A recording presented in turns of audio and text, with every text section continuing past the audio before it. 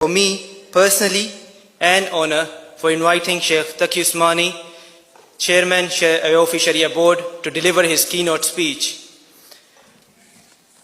Let me also invite the fellow panelists and commentators to the stage as well. Can we start with Professor Alexei Ivanov,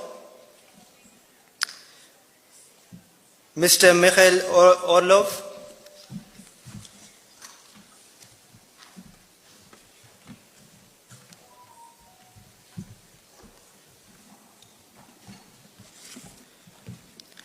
His Excellency Sheikh Nidam Yaqubi, Member of the Sharia Board, Mr. Yalan Bedolat, Director General Islamic Organization for Food Security, Kazakhstan, Dr. Imran Ashraf Usmani, Member Board of Jamia Darul Uloom, University Karachi,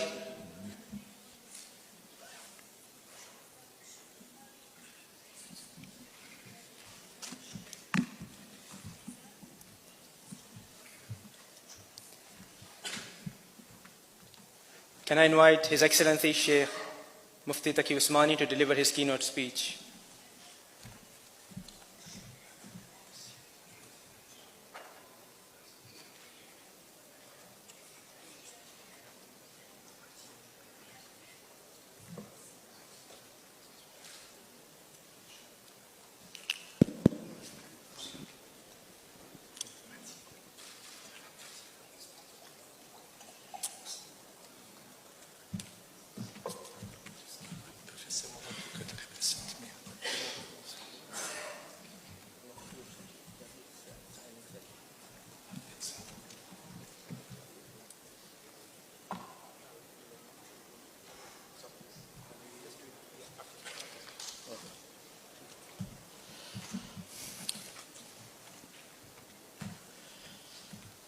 الحمد لله رب العالمين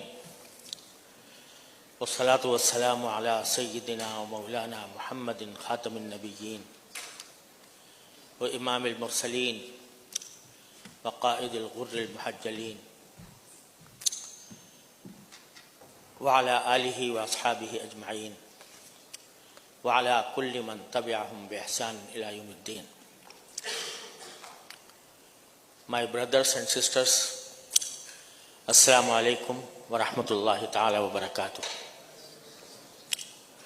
It is really a great pleasure and honor for me to participate in this pioneering project that is being presented today, not only for discussion but also to take practical measures to implement it.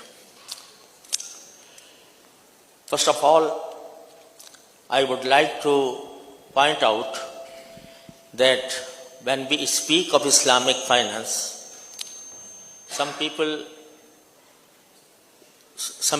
understand that Islamic finance is restricted to the Muslims only.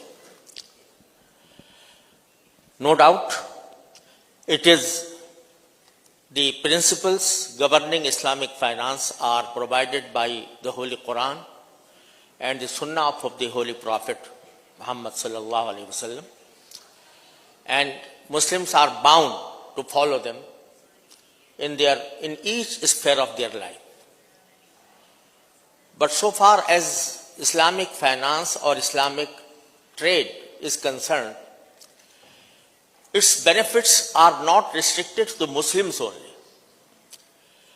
They comprise some principles, guiding principles that are for the betterment of the entire humanity at large.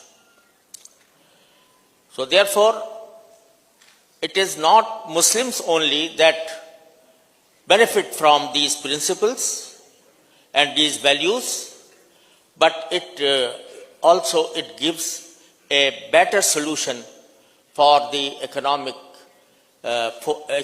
affairs throughout the world. Today we see that the human beings have experienced different systems of economy. There has been feudalism, then came capitalism, socialism and communism. But none of these systems could solve the problems of human beings so far as their economic life is concerned. Allah subhanahu wa ta'ala, through the Holy Quran and the teachings of the Holy Prophet Muhammad sallallahu alaihi wasallam, has given us a set of principles governing each sphere of life, including economy and finance. These principles are not made by human beings only on the basis of reason, only on the basis of experience, but they are given to us by revelation directly from Allah subhanahu wa ta'ala.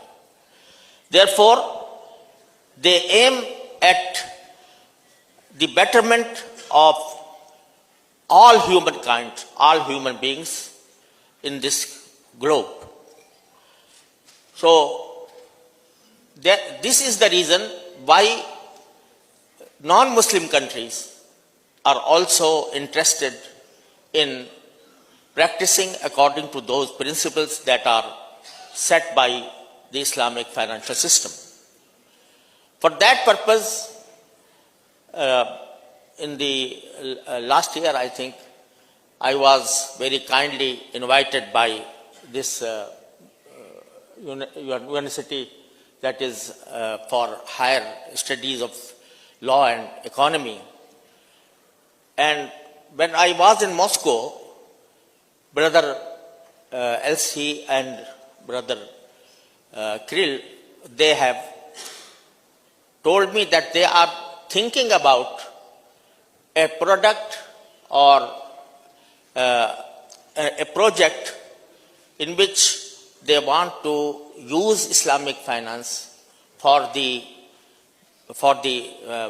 food security and for the purpose of exporting grains to the Muslim countries on the basis of Islamic modes of financing. I was very happy to see that they had developed this understanding and they have formed a forum in which this suggestion was discussed.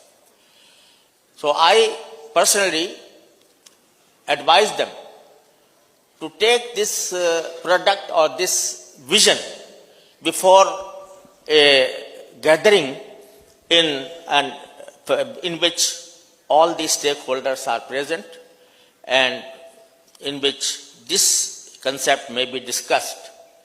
And I suggested that it should be given in a conference that is being held by AOFI. Alhamdulillah, it was my dream and it was, alhamdulillah, in practice today. So I am happy for that. The basic concept behind this suggestion or behind this product or behind this vision is that food is the basic need of human beings. No person can deny it, be he Muslim or non-Muslim or from any nation. He needs food. But the trade of food in our economic system has been subjected to many manipulations.